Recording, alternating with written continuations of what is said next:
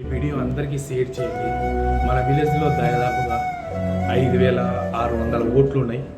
Plus ఒక 1000 ఓట్లు పోని 4,600 మంది నార్మల్ జనాభా ఉన్నారు.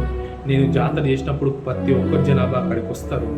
ప్లీజ్ అన్న, దయచేసి ఒక్కసారి రిక్వెస్ట్ అడుగుతున్నాను, మనం టీడీపీకి ఓటేసి గెలిపిస్తాం. ఎందుకంటే మన విలేజ్లో ఉన్న టెంపుల్స్, దర్గాలు, చర్చిలు, మసీదులు ఇవన్నీ డెవలప్ చేసుకుంటాము.